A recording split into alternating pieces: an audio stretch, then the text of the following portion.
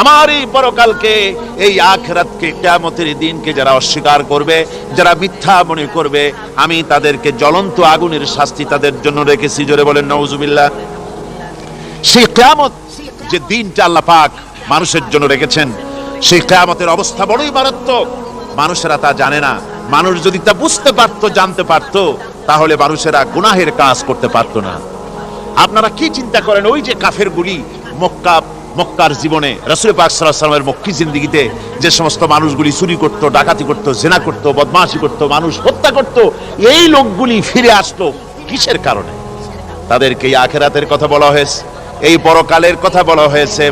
কোরআন শরীফে আল্লাহ রাব্বুল আলামিন পরকালের কথা, মৃত্যুর কথা, কিয়ামতের কথা, হাসরের কথা, সিরাতের কথা, মিজানের কথা, মওতের কথা যত বলেছেন, জান্নাতের কথা যত জায়গায় যতগুলা বলেছেন, সবগুলি আয়াতে কারিমা যদি এক জায়গায় করা যায়, তাহলে পুরা কোরআন শরীফের 1/3 10 পারার সমান হবে। জোরে বলেন সুবহানাল্লাহ। যেহেতু পরকালের চিন্তা ছাড়া মানুষের জীবন পরিচ্ছন্ন হতে পারে না, সুন্দর হতে পারে না, অপরাধ মুক্ত হতে পারে না। আল্লাহ পাক বলেন সেই দিনটি বড়ই ভয়ানক, বিপজ্জনক। ওই দিনটির ব্যাপারে আল্লাহ পাক তার বান্দাদেরকে সতর্ক করে দিয়েছেন, বান্দারা সতর্ক হয়ে যাও, এইভাবে দিন যাবে না, কিয়ামত আসবে। আর ওই কিয়ামত এত মারাত্মক হবে, আল্লাহ সতর্ক করছেন বান্দাদেরকে, ইয়া আইয়ুহান নাসুত্তাকু রাব্বাকুম ইন্না জালজালাতাস সাআতি শাইউন আযীম। হে মানব সকল, আত্মরক্ষা করো খোদার গজব থেকে, আল্লাহর গজব থেকে আত্মরক্ষা করো। ইন্না জালজালাতাস সাআতি শাইউন আযীম, সেই কিয়ামতের সেই কম্পন খুবই মারাত্মক, খুবই ভয়াবহ কম্পন সৃষ্টি হবে সেদিন। ইয়াউমা তারাউনাহা তাযহালু কুল্লু মুরদিআতিন আম্মা আরদাত। সেদিন দেখতে পাবে স্তন্যদায়িনী মা, যে মা তার সন্তানকে দুধ দেয়, ওই মাও তার দুধের বাচ্চার কথা ভুলে যাবে, মনে থাকবে না। আল্লাহ রাব্বুল আলামিন বলেন, ওয়া তাদাউ কুল্লু যাতিন হামলিন হামলাহা। গর্ভধারিণী মেয়ে লোক, তাদের গর্ভ খসে পড়বে। ওয়া তারান নাসা সুকারা, মানুষ দেখতে পাবে, মানুষগুলো উদ্ভ্রান্ত হয়ে পাগলের মতো ছুটাছুটি করছে। আল্লাহ বলেন, ওয়া মা হুম বিসুকারা, আসলে আর নেশাগ্রস্ত নয়, আসলে পাগল হয় নাই। তো ছুটছে কেন? স্তন্যদায়িনী মা দুধের বাচ্চার কথা ভুলে গেছে। গর্ভধারিণী গর্ভবতী নারী, তার গর্ভ খসে পড়েছে, মানুষ পাগলের মতো দৌড়াচ্ছে। কারণ কি? পাগল তো হয় নাই। আল্লাহ বলেন আসল কারণ হলো ওয়ালাকিন্না আযাবাল্লাহি শাদীদ, আল্লাহর ভয়ঙ্কর আযাব। আর এই সব দৃশ্য, এই সব কম্পন মানুষের মধ্যে ত্রাস সৃষ্টি করে দিয়েছে, এই অবস্থার সৃষ্টি করেছে।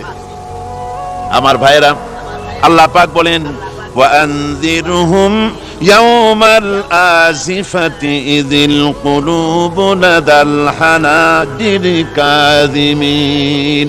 ও নবী, মানুষদেরকে আপনি সতর্ক করেন, ওই দিনটা এমন হবে, ভয়ের চোটে মানুষের কলিজা তার মুখের কাছে চলে আসবে। মানুষ ভয়তে অস্থির হয়ে যাবে, কলিজা গলার কাছে চলে আসবে। সেই দিনের কথা তাদের শোনায় দেন। ওই দিনটা এমন মারাত্মক দিন, ফাকাইফা তাত্তাকুনা ইন কাফারতুম ইয়াওমান ইয়াজআলু বিলদানা শিবা। সেদিন ভয়ে, চিন্তায় যুবক ছেলে বৃদ্ধে পরিণত হয়ে যাবে, কিশোরগুলি, তরুণগুলি বৃদ্ধে পরিণত হয়ে যাবে। আমার বন্ধুগণ, মানুষ সেদিন দিক বিদিক হয়ে দৌড়াতে থাকবে, পালাবো কোথায়? আল্লাহ কোরআন শরীফে সব কথা বলে দিয়েছেন। ইয়াকুলুল ইনসানু আইনাল মাফার, কোথায় ভাগবো, পালাবো কোথায়? অস্থির হয়ে মানুষ দৌড়াতে থাকবে, পালাবো কোথায়, যাব কোথায়? আল্লাহ বলেন, কাল্লা লা ওয়াজরা ইলা রাব্বিকা ইয়ৌমাইযিনিল মুস্তাকার। ভাববার কোনো রাস্তা নাই, পালাবার কোনো পথ নাই, একমাত্র তোমার রব ছাড়া, আল্লাহর দরবার ছাড়া পালানোর কোনো রাস্তা যার নাই। আমার বন্ধুগণ, এই কঠিন সময়, এই কঠিন দিনে, পরকালের এই দিনে, কিয়ামতের এই মারাত্মক অবস্থায় সকলকে উঠতে হবে। আল্লাহ পাক বলেন, এরপরে কিয়ামত অনুষ্ঠিত হয়ে যাবে। সূরা ফুরকানে আল্লাহ বলছেন, ইযা রাআতুহুম মিন মাকানিন বাঈদিন সামিউ লাহা তাগায়্যুযান ওয়া যাফীরা। যখন তাদেরকে জাহান্নাম দেখতে পাবে, অর্থাৎ জাহান্নামের, যখন তারা জাহান্নামের দিকে অগ্রসর হবে, তখন তারা দূর থেকেই জাহান্নামের ক্রোধ এবং তেজস্বী আওয়াজ শুনতে পাবে। জাহান্নামের আওয়াজ, বিকট আওয়াজ। ওই যে কক্সবাজারের সমুদ্র সৈকতে ভ্রমণ করতে গিয়ে সমুদ্রের তুফানের আওয়াজ শুনছেন না? কথা বলেন না কেন? সমুদ্রের তুফানের আওয়াজ শুনেছেন তো? এইটা কি? এটা কিছুই না, এর থেকে মারাত্মক আওয়াজ, তেজস্বী ক্রোধের আওয়াজ কানের মধ্যে আসতে থাকবে জাহান্নামীদের। আল্লাহ রাব্বুল আলামিন বলেন, ওয়াইদা উলকু মিনহা মাকানান দায়্যিকাম মুকাররানিনা দাউ হুনালিকা সুবুরা। যখন তাদেরকে হাত পা বেঁধে এই জাহান্নামের কোন সংকীর্ণ জায়গায় ফেলে দেওয়া হবে, তখন দাও হুনালিকা সুবুরা, তারা তখন নিজেদের ধ্বংস এবং মৃত্যু কামনা করবে। আল্লাহ বলেন, লা তাদউল ইয়াউমা সুবুরান ওয়াহিদান ওয়াদউ সুবুরান কাসীরা। আজকে এক মৃত্যু ডেকো না, অসংখ্য মউত ডাকো। আজকে মউত আর তোমাদের আসবে না, অসংখ্যবার ডাকলেও মউত তোমাদের আসবে না। এই যে জাহান্নাম, যে জাহান্নামের দিকে তাদের নিয়ে যাওয়া হবে, আল্লাহকে অস্বীকার করলে, নবীকে অস্বীকার করলে, ইসলামকে অস্বীকার করলে, আল্লাহর নবীর নবুয়তকে অস্বীকার করলে তাদের জায়গা হবে জাহান্নাম। আর সে জাহান্নাম এত মারাত্মক, এত কঠিন জায়গা, যে জায়গা সম্পর্কে আল্লাহ পাক বলছেন, ইন্নাহু মাইয়াতি রাব্বাহু মুজরিমান ফাইন্না লাহু জাহান্নামা লা ইয়ামুতু ফিহা ওয়া লা ইয়াহইয়া। অপরাধী হয়ে যে লোক আল্লাহর দরবারে উপস্থিত হবে, তার জন্য জাহান্নাম হবে, জাহান্নামে আল্লাহ দিবেন। আর ওই জাহান্নামে যখন লোকটা পড়ে যাবে, জাহান্নামের অবস্থা এমন হবে, লা ইয়ামুতু ফিহা ওয়া লা ইয়াহইয়া, সে বাঁচবেও না, মরবেও না, জীবন মৃত্যু একটা অবস্থা সৃষ্টি হবে। ওই জাহান্নামে নারুল্লাহিল মুকাদাতুল্লাতী তাত্তালিউ আলাল আফইদা। জাহান্নামের প্রচন্ড আওয়াজ, আগুন উৎক্ষিপ্ত হয়ে তাদের কলিজা পর্যন্ত, অন্তর পর্যন্ত স্পর্শ করবে এই আগুনের তাপ। আর এদের পাহারায় রাখা হবে, ইন্নাহা আলাইহিম মুসাদাতুন ফি আমাদিম মুমাদ্দাদা। জাহান্নামীদের পাহারায় রাখা হবে নির্মম, কঠোর ব্যবহার, কর্কশ আওয়াজ, কর্কশ ভাষী এ ধরনের ফেরেশতাদেরকে রাখা হবে তাদের পাহারায়, তারা নিয়োজিত থাকবে। আল্লাহ রাব্বুল আলামিন বলেন, ও দুনিয়ার মানুষ, ইয়া আইয়ুহাল্লাযীনা আমানু ওয়ানফুসাকুম ওয়াহলিকুম নারা। ও ঈমানদারেরা, আল্লাহর তো দয়া বেশি বান্দার জন্য। বান্দার উপরে দয়া কার সবচেয়ে বেশি? সবচেয়ে বেশি দয়া হলো বান্দার উপরে আল্লাহর। আল্লাহ চান না যে সে জাহান্নামে যাক, কঠিন জায়গা জাহান্নাম। আল্লাহ বলেন, ও মুমিনেরা, তুমি নিজে আর তোমার পরিবারকে জাহান্নামের আগুন থেকে রক্ষা করো, আগুন থেকে রক্ষা করো, জাহান্নামের রাস্তা থেকে তাদের ফিরাও। ওই জাহান্নাম, যেই জাহান্নামের ইন্ধন হবে মানুষ আর পাথর। ফিরাও জাহান্নাম থেকে মানুষকে, তোমার সন্তানদেরকে ফিরাও। আজকে যে সব সন্তানেরা, আল্লাহ বলেন, তুমি নিজে বাঁচো, আহল আয়ালকে বাঁচাও। যে সব সন্তান তোমার নামাজ নাই, রোজা নাই, আল্লাহ পরকালের চিন্তা নাই, যারা ইসলামকে বিশ্বাস করে না, যারা মনে করে কোরআন হচ্ছে বেহেশত দোজখের কথা শুধু, ওতে কোনো মানুষের অর্থনীতি, সমাজনীতি, রাজনীতির ব্যাপার নাই, মানুষের জীবনের দরকারি জিনিসগুলি সেখানে নাই। সুতরাং আমরা যদি দুনিয়ায় সুখ সমৃদ্ধি পেতে চাই, তাহলে আমাদেরকে মানুষের তৈরি করা মতবাদ মানতে হবে। এইভাবে ছেলেরা যখন মানুষের তৈরিকার মতবাদের দিকে যখন দৌড়ায়, মা বাপ যদি তাদেরকে না ফিরায়, জাহান্নাম থেকে বাঁচাবার জন্য যদি চেষ্টা না করে, কিয়ামতের দিন ওই সন্তানেরা জাহান্নামে, যখন জাহান্নামের অর্ডার তাদের হয়ে যাবে, তারা বলবে রব্বানা আরিনাল্লাযাইনি আদাল্লানা, হে আমার প্রভু, কে আমাদেরকে গোমরাহ করে দিল, মিনাল জিন্নি ওয়াল ইনসে, জিনের ভিতর থেকে, মানুষের ভিতর থেকে, আমাদের নেতারা, আমাদের মা বাপ, আমাদের মুরব্বী, কারা আমাদেরকে বিভ্রান্ত করলো, তোমার রাস্তা থেকে সরাই দিল, ওরা কই? ওদেরকে নিয়ে আসো।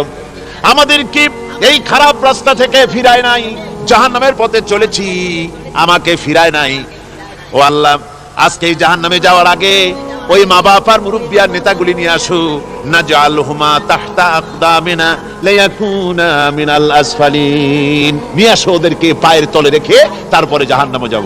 আমার ভাইরা, যে ছেলে আজকে মানুষের তৈরি করা মতবাদের আন্দোলন করছে, সেকুলারিজম করছে, সোশ্যালিজম করছে, ক্যাপিটালিজম করছে, তারপরে ন্যাশনালিজম করছে, হাজারো মতবাদের দিকে আকৃষ্ট হয়েছে আপনার ছেলে, আপনার স্ত্রী, আপনার বোন, আপনার ভাই, আপনি জেনে শুনে তাদেরকে ফিরাচ্ছেন না, আল্লাহ রাস্তায় আনতেছেন না, কিয়ামতের দিন ওরা পালাইতে যাবে এবং ওদের এই অপরাধের কারণে, ফিরানোর কারণে, সহযোগিতা করার কারণে কিয়ামতের দিন অবস্থা করুণ হয়ে যাবে। এই জন্য আল্লাহ রাব্বুল আলামিন বলছেন, হে বিশ্বাসীরা, আমাকে তোমরা যারা বিশ্বাস করেছো, ঈমান এনেছো, নিজে বাঁচো আর নিজের আহল ও আয়ালকে জাহান্নামের আগুন থেকে বাঁচাও।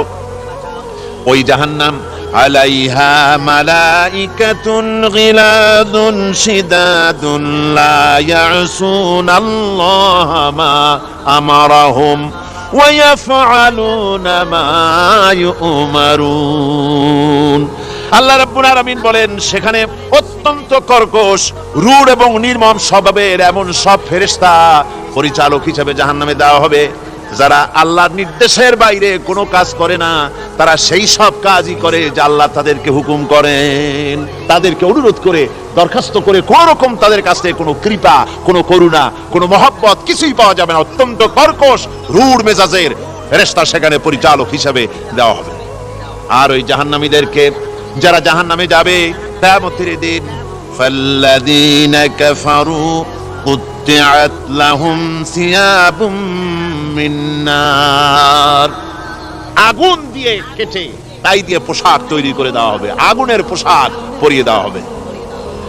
আগুনের পোশাক গায়ে পরিয়ে দেওয়ার পরে, কুল্লামা নাদিজাত জুনুদুহুম বাদদালনাহুম জুনুদান গায়রাহা, একবার চামড়া পুড়ে যাবে, জাহান্নামের আগুনে চামড়া পুড়ে গলে যাবে, আবার আল্লাহ রাব্বুল আলামিন নতুন করে চামড়া পরিয়ে দিবেন, যাতে করে শাস্তির তীব্রতা অনুভব করতে পারে। জোরে কোন নাউজুবিল্লাহ। আমার ভাইরা, জাহান্নামীরা ক্ষুধার যন্ত্রণায়, তৃষ্ণার যন্ত্রণায় আকাশের দিকে তাকায় থাকবে, উপরের দিকে তাকায় থাকবে, বলবে, আরে যদি একটু বৃষ্টি হতো, মেঘ হতো। হঠাৎ করে দেখবে যে উপরে কালো মেঘ হয়ে গেছে, মনে করবে যে এবার বুঝি বৃষ্টি হবে, পানি পান করব।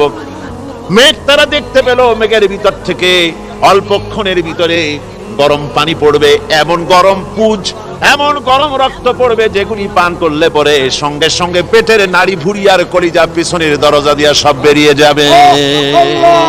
নাউজুবিল্লাহি মিন যালিক। হে আল্লাহ, এই কঠিন অবস্থা থেকে তুমি আমাদেরকে হেফাজত করো। জোরে বলেন আমিন। সবাই বলেন আমিন। আমার ভাইয়েরা, তামসার ব্যাপার নয়। ও যুবক ভাইয়েরা, শিক্ষিত ভাইয়েরা, তামসা করার ব্যাপার না। দুনিয়ায় খেল তামাশা ফুর্তি করার জায়গা না। जगह जी लगाने के लिए ये दुनिया नहीं है, ये इबरत की जा है तमाशा नहीं है। দুনিয়া উপদেশ গ্রহণ করার জায়গা, খেল তামাশা করার জায়গা না। এই পৃথিবীতে আল্লাহ রাব্বুল আলামিন বলেন, নাফরমানি করলে পরে জাহান্নামে যাবেই, জাহান্নামে যেতে হবে। ওই জাহান্নামীদেরকে কি খেতে দেওয়া হবে? আল্লাহ পাক বলছেন, শোনো, খেতে দেব কি? তুসকা মিন আইনিন আনিয়া, ফুটন্ত গরম পানি তাদেরকে পান করতে দেওয়া হবে। লাইসা লাহুম তুআমুন ইল্লা মিন দারি, কাঁটা যুক্ত ঘাস তাদেরকে খেতে দেওয়া হবে। লা ইউসমিনু ওয়া লা ইউগনি মিন জু, এই খাবারে তাদের শরীর পরিপুষ্ট হবে না আর ক্ষুধাও নিবৃত্ত হবে না। আমার বন্ধুগণ, এমন কঠিন জাহান্নামের অবস্থা থেকে মাপ পাওয়ার জন্য ইমানের জোশ আসতে হবে, ইমানদার হতে হবে, আর নাফরমানিকে ছেড়ে দিতে হবে। জাহান্নামে যখন মানুষদেরকে নিয়ে যাওয়া হবে, জাহান্নামীদেরকে, ইযা উলকু ফিহা সামিউ লাহা শাহীকান ওয়া হিয়া তাফুর, যখনই খোদাদ্রোহীদেরকে জাহান্নামের দিকে নিয়ে যাওয়া হবে, আজ তো খুব মাতবাড়ি, কত ভক্ত আছে, তারপরে কত শক্তি, কত কিছু, কিন্তু আল্লাহর দরবারে যখন হাজির হবে, কোনো শক্তি তখন কাজে লাগবে না, কোনো শক্তি কাজে লাগবে না। জাহান্নামে যখন তাদেরকে নিয়ে যাওয়া হবে, জাহান্নাম তখন গোসায় ফেটে পড়তে থাকবে, জাহান্নামের ভিতর থেকে গর্জন আসতে থাকবে, তাকাদু তামাইয়াজু মিনাল গায়জ, জাহান্নাম যেন গোসায় ফেটে পড়তে চাইবে। কুল্লামা উলকিয়া ফিহা ফাওজুন সাআলাহুম খাজানাতুহা আলাম ইয়াতিকুম নাদির, জাহান্নামের পরিচালক বলবে, ও আল্লাহর বান্দা, কেন আজ জাহান্নামে আসলি, কেন দোজখে আসলি? আলাম ইয়াতিকুম নাদির, তোর কাছে কি কোনো ভীতি প্রদর্শক কেউ যায় নাই? কোন নবীর কথা কি শোনো নাই? কোরআনের কথা কি শোনো নাই? হাদিসের কথা কি শোনো নাই? জাহান্নামে কেন এলি? এত বড় খারাপ জায়গা কেন আসলি? শোনো নাই কি কোনো ভয় দেখানো কেউ কি সব সতর্কবাণী শোনায় নাই?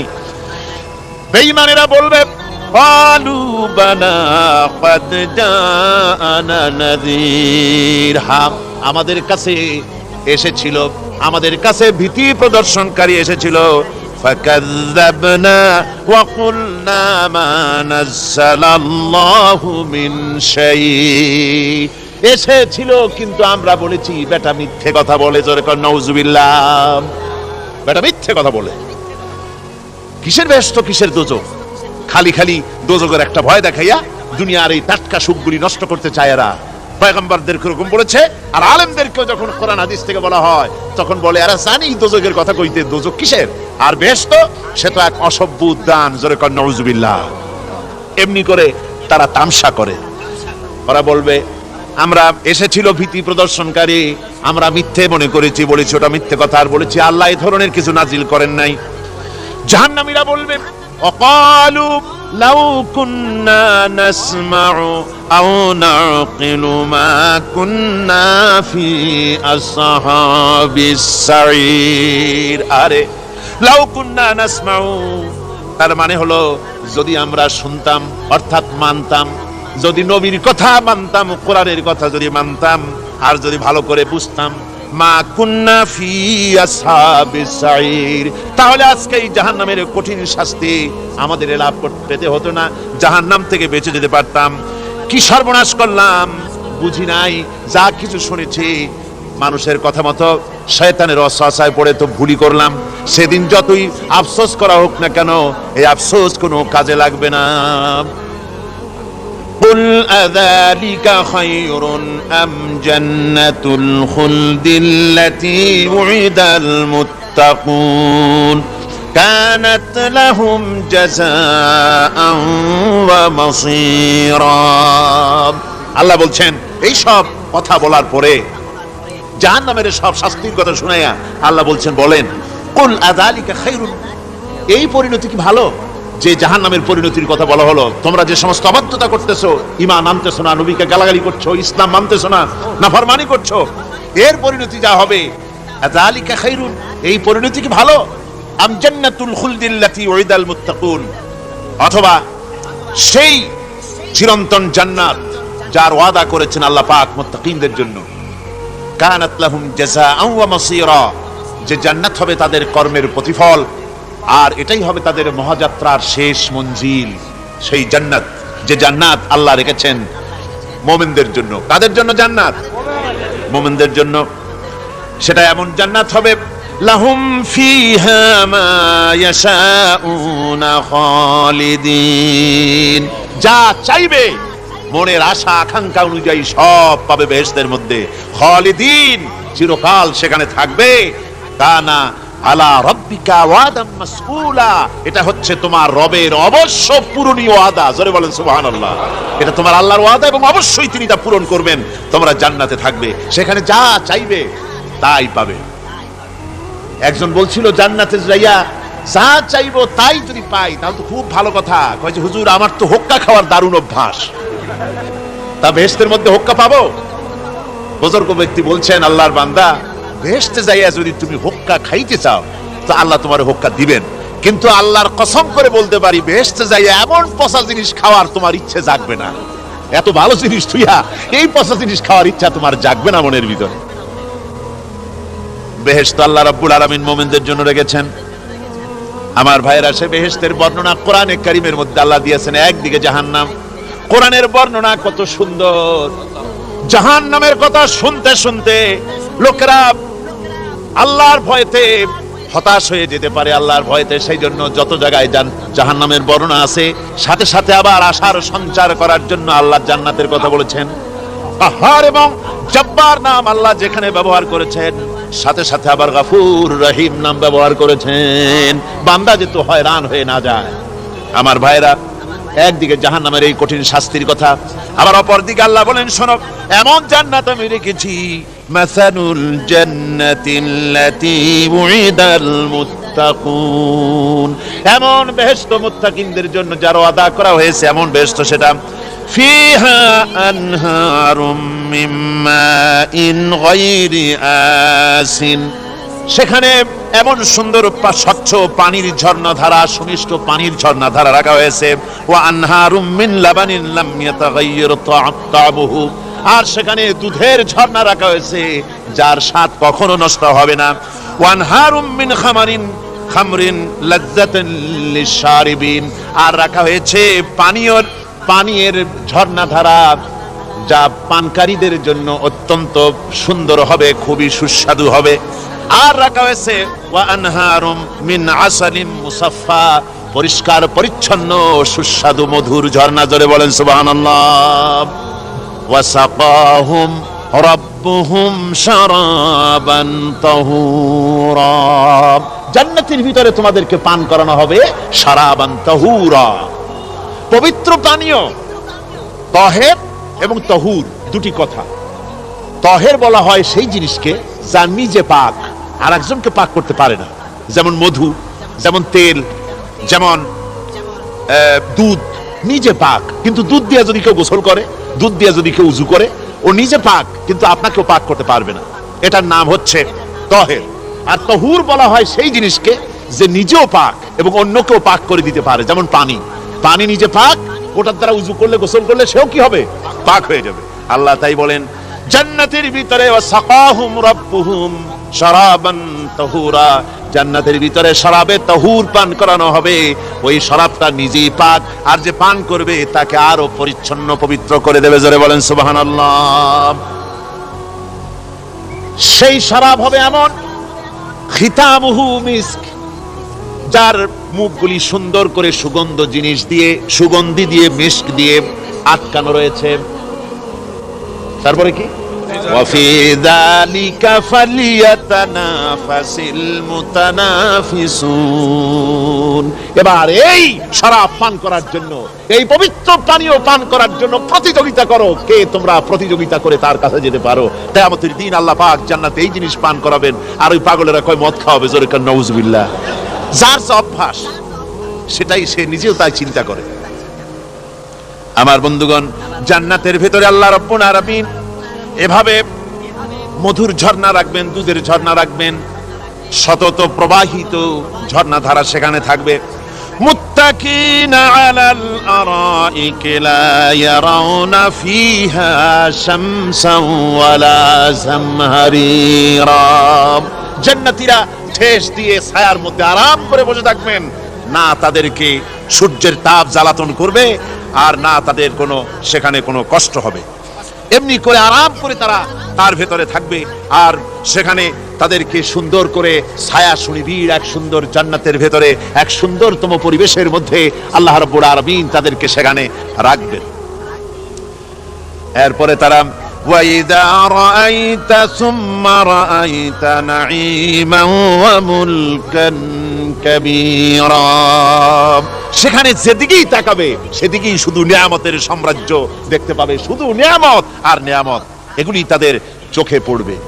সেখানে না সূর্যের তাপ আর না শীতের প্রকোপ, কোনো কষ্ট নাই, মানুষের শরীর থেকে ঘামও বেরোবে না, সেখানে বার্ধক্য এসে কাউকে পীড়া দিবে না। হুজুর একজন বুড়া লোককে বলছিলেন, মিয়া তুমি তো ভেস্তে যাবা না, তুমি তো বুড়া মানুষ, তুমি তো ভেস্তে যাইতে পারবা না। লোকটা কান দিয়ে অস্থির হয়ে গেছে। রাসূল বলছেন যে ভেস্তে বুড়া মানুষ যাবে না, তাহলে তো আমার উপায় নাই। হুজুর বলছেন না, তুমি যখন ভেস্তে যাবে তুমি যুবক হয়ে যাবে। সুবহানাল্লাহ ওয়া বিহামদিহি। একজন কালো মানুষ হুজুর বলছেন যে কালো মানুষ ভেস্তে যাবে না, সে তো একদম কান দিয়ে হয়রান। হুজুর বলছেন দেখো তুমি যখন ভেস্তে যাবে তুমি কালো থাকবে না, তুমি সুন্দর সুশ্রী হয়ে যাবে। সুবহানাল্লাহ ওয়া বিহামদিহি। আমার ভাইয়েরা, ওই জান্নাতের ভিতরে আল্লাহ রাব্বুল আলামিন অগণিত নিয়ামত মানুষের জন্য রেখেছেন, নিজের বান্দার জন্য রেখে দিয়েছেন। ওয়া হুরুন ঈন, বেহেশতীদের জন্য রয়েছে সুন্দর চক্ষুধারী হুরগণ রয়েছে সেখানে জান্নাতীদের জন্য। কামসালিল লুলুইল মাকনুন, যেন সে এতই সুন্দর, যেন গোপনে রক্ষিত মুক্তার মতো, মুক্তা সদৃশ, এভাবে সুন্দর সুন্দরী হুরিগণকে, হুরদেরকে আল্লাহ রাব্বুল আলামিন তার বান্দাদেরকে সেখানে রেখেছেন। লা ইয়াসমাউনা ফিহা লাগওয়ান ওয়ালা তা'সীমান ইল্লা কিলান সালামান সালামা, কোন পাপ সেখানে মানুষ দেখবে না, কোন বাজে কথা সেখানে শুনবে না, শুধু শান্তি আর শান্তি। আল্লাহ রাব্বুল আলামিন মুমিন বান্দাদের বলবেন, উদখুলুল জান্নাতা আনতুম ওয়া আজওয়াজুকুম তুহবারুন। আল্লাহ রাব্বুল আলামিন বলবেন, ও আমার বান্দারা, জান্নাতে প্রবেশ করো, তোমাদের স্ত্রীদেরকে সাথে নিয়ে জান্নাতে চলে যাও। সুবহানাল্লাহ ওয়া বিহামদিহি। তোমাদের স্ত্রীদেরকে নিয়ে, সাথে করে নিয়ে জান্নাতের ভিতরে চলে যাও, সেখানে তোমরা আরামে থাকো। ইউতাফু আলাইহিম বিসহাফিম মিন যাহাবিন ওয়া আকওয়াবিন ওয়া ফিহা মা তাশতাহিল আনফুস ওয়া তালাজ্জুল আ'য়ুন ওয়া আনতুম ফিহা খালিদুন। তাদের সামনে সেখানে স্বর্ণ নির্মিত থালা এবং সমস্ত পাত্র তাদের সামনে ঘুরতে থাকবে। তারা সেখানে আরামে মন ভোলানো সাজ সজ্জা সরঞ্জামাদি ইত্যাদি দেখে তারা সেখানে অবাক হয়ে যাবে। এত সুন্দর জান্নাতের পরিবেশ দেখে তারা হয়রান হয়ে যাবে। এই জান্নাতীদেরকে আল্লাহ রাব্বুল আলামিন ফেরেশতাদেরকে অর্ডার করবেন, ও আমার ফেরেশতারা, আমার এই বান্দাগুলিকে জান্নাতের দিকে নিয়ে যাও। ওয়াসিকাল্লাযীনা ইত্তাকাউ রাব্বাহুম ইলাল জান্নাতি যুমারা, যারা আল্লাহকে ভয় করে জীবন চালাইছে, আল্লাহকে ভয় করে জীবন সমাজ ব্যক্তি পরিবার রাষ্ট্র পরিচালনা করেছে, আল্লাহ রাব্বুল আলামিন বলবেন, ও আমার ফেরেশতারা, আমার এই বান্দাগুলিকে জান্নাতের দিকে নিয়ে যা। ফেরেশতারা জান্নাতীদেরকে হাকায়া জান্নাতের দিকে নিয়ে যেতে থাকবে। আবার ওদিকে আছে ওয়াসিকাল্লাযীনা কাফারু ইলা জাহান্নামা যুমারা, জাহান্নামীদেরকে হাকায় নিয়ে যাওয়া হবে কোন দিকে? জাহান্নামের দিকে। এখন ওয়াসিকা মানে হাকায় নিয়ে যাওয়া, বেহেশতীদেরকেও হাকায় নিয়ে যাবে, আর জান্নাতীদের ওই কি কয় দোজখী যারা, তাদেরকেও হাকায় নেওয়া হবে, আর বেহেশতীদেরকেও হাকায় নেওয়া হবে। এটা কেমন কথা? দুই জায়গায় হাকানি খাওয়ান লাগবে। হাকানি বোঝেন তো? ধাক্কা। তো দুই জায়গায় ধাক্কা খাইতে হবে, তাহলে কিরকম বেহেশত যে ফেরেশতাদের ধাক্কা খাইতে খাইতে যাওয়া লাগবে, ব্যাপারটা কি?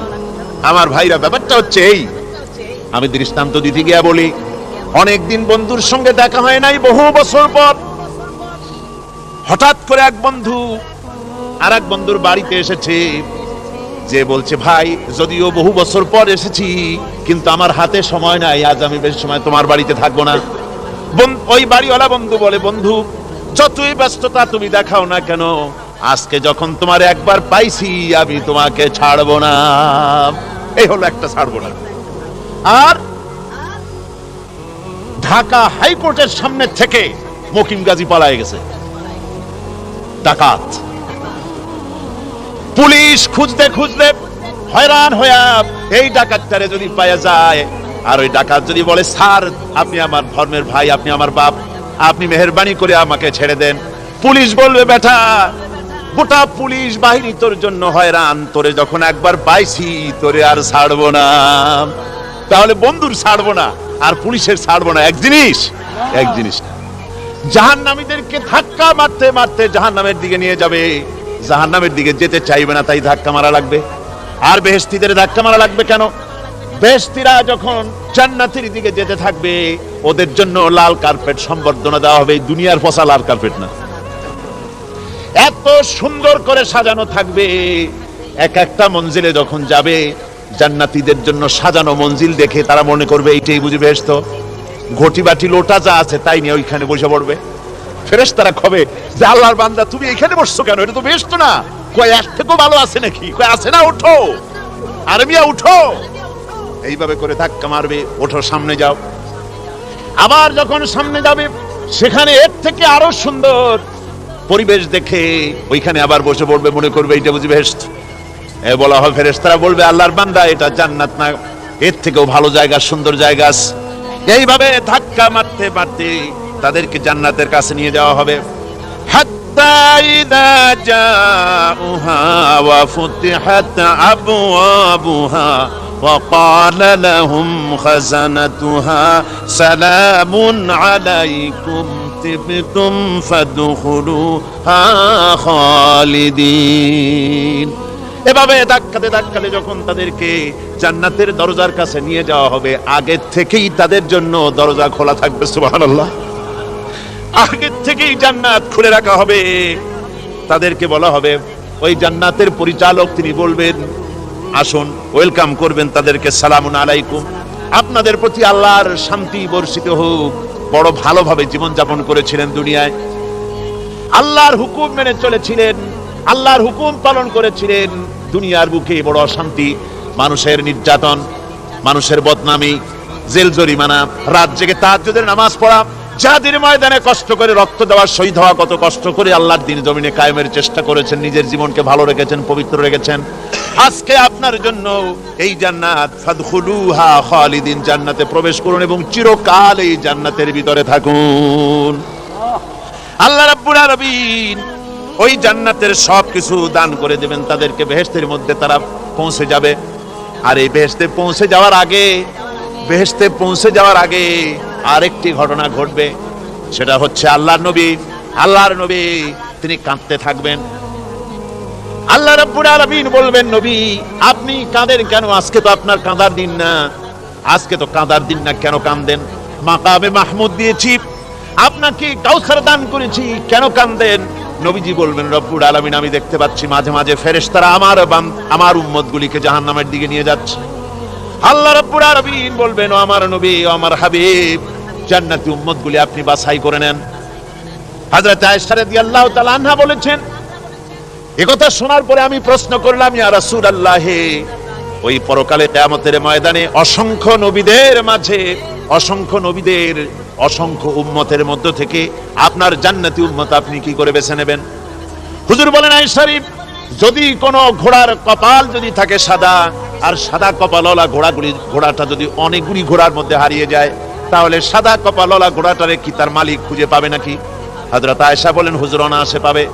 হুজুর বলেন, কিয়ামতের দিন অসংখ্য মানুষের ভিতরে আমার জান্নাতি উম্মত আমি এইভাবে বেছে নেব, যারা দুনিয়ার ভেতরে নামাজ পড়েছে, ঈমান এনেছে, ঈমানদার ছিল, দ্বীনের কাজ করেছে, আল্লাহর সাথে নাফরমানি করে নাই, নামাজ পড়েছে সঠিকভাবে, আল্লাহর সঙ্গে নাফরমানি করে নাই, সঠিকভাবে দ্বীন পালন করেছে, তাদের চেহারার ভিতরে ঈমানের নূর চমকাতে থাকবে। ওই ঈমানের নূরের চমক দেখে দেখে আমার উম্মতগুলি আমি বাছাই করব।